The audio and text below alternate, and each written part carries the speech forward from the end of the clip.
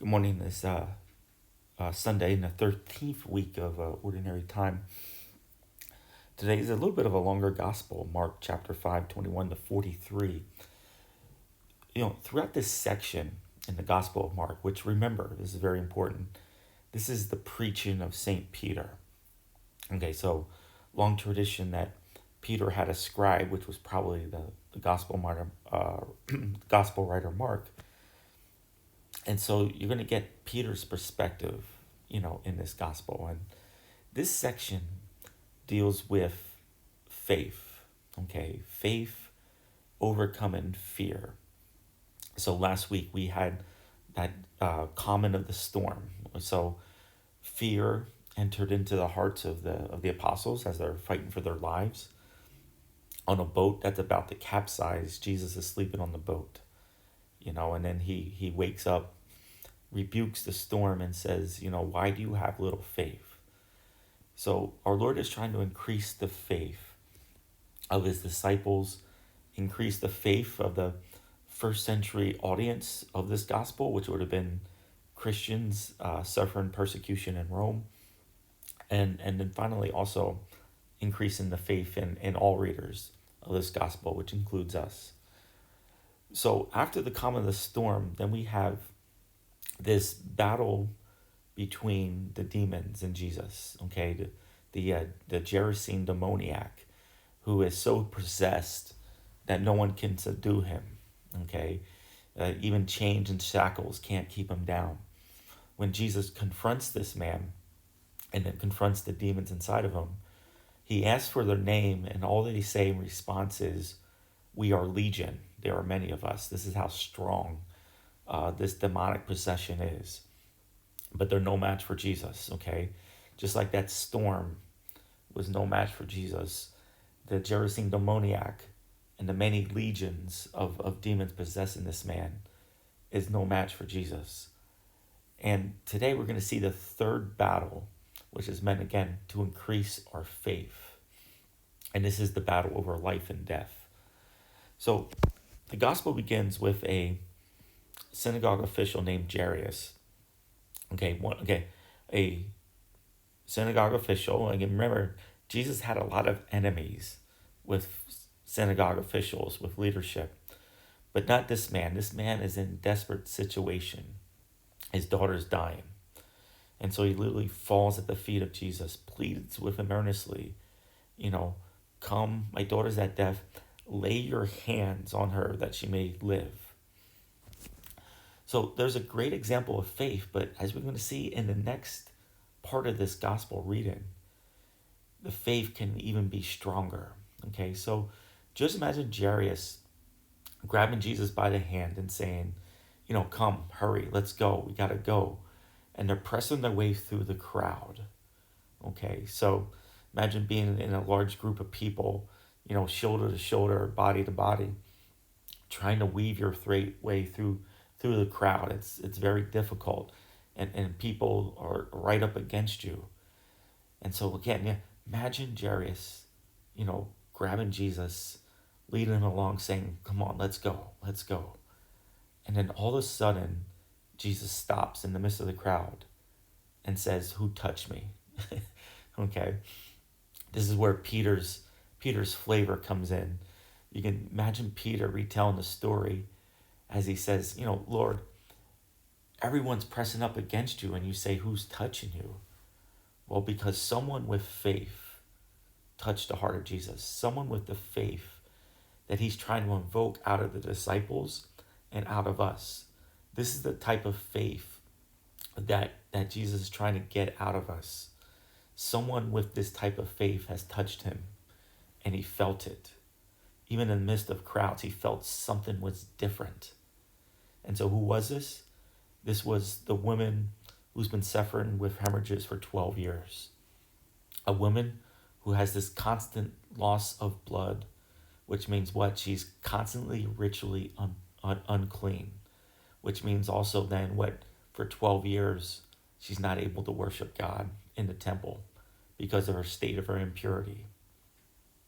She touches him thinking, if only I touch the tassels of his cloak, not even acknowledging him, not even, you know, entering this conversation, not only, saying, hey, lay hands on me so I can be healed. Her faith is so great. This is the faith that Jesus is trying to get out of us. That if I just touch the tassels without even having him notice me, I will be cured. That's the faith. That's the faith he's trying to get out of us. You know, like I said, myself included, we ask so little of God. We say, oh, our storm is impossible. Oh, our sin is too great, and it's overcome us. Oh, my condition is so bad. My physical condition is so bad. Not even going to have any faith or hope, that God's going to make me well.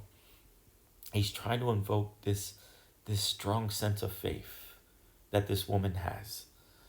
So after Jesus, again, notices the touch of his tassels, he goes to the woman and says, your faith has saved you. So this little interruption in this story, this gospel started with Jairus taking Jesus through the crowd, but we're interrupted by really the whole purpose of this section of Mark's gospel, the increase and the power of faith in our lives. And so after that whole encounter is over, just imagine Jairus now, who's now stopped, right? Who's now stopped by and interrupted by this woman's healing. What's going through his mind? My daughter's dying. Lord, you're taking too long. We got to get there. We got to get there fast. And we do that. That's our struggle in our faith. Like, Lord, why haven't you answered my prayers? Why haven't you come to me at this moment? And we question, we get upset with God over this. So they finally arrive at the house, and guess what? The daughter has died. Just imagine how devastated Jairus was. If only we got there sooner. If only Jesus didn't stop to talk to this woman, she might have been saved. And so there's a lot of commotion, a lot of people weeping and wailing outside. Jesus gives us really God's meaning of death. Jesus gives us how God sees death. He tells the people what? She's not dead, just asleep. Remember that fact there. That's God's view of death in our lives right now. We're not dead, we're asleep. Even as, our bodies, when we lie dead in the casket and our bodies decay, we are asleep. Which means what? That one day we're going to wake up, right? We're going to wake up. What's the wake up? The wake up's the resurrection of the dead. So Jesus wants to show us this, and he wants us to believe this, all right? Your loved one is not dead, but asleep, and they will be awakened one day with the resurrection that will pattern after the resurrection of Jesus Christ. And he's going to show us that. He's going to show us that right now. As he goes into the house, he takes Peter, James, and John. He takes the child's parents. And again, here's Peter's flavor here in this gospel. Different than the other gospels. Here's Peter. You can imagine Peter just recalling this story. It must have been a powerful event in his life. He takes the child by the hand and he says, Talitha koum, which means, little girl, I say to you, arise. Same word to describe Jesus' resurrection. Because remember, she's not dead, she's asleep. And so he takes her by the hand, little girl, I say to you, arise. And she rose immediately, walked around. And then he gives orders that what? She should be given something to eat. Which is going to set up another section in the Gospel of Mark about the purpose of Jesus feeding and sustaining us. We're going to get to that in the next couple of weeks. But great faith. Jesus, so powerful. The faith that we're called to have and the faith that we're meant to place in Jesus. The one who calms the storm, the one who casts out many demons, and the one who raises people from the dead. That takes a lot of faith to believe in someone, right there. It takes a lot of faith to believe in someone that they can do that. Those are all things that are impossible to us. All things we can't conquer. But with God, all things are possible. But you need the faith. You need the faith of that woman with the hemorrhages who just believed that her faith was so strong. Only if I touch the tassels, I will be cured. May we have that type of faith. May God bless you.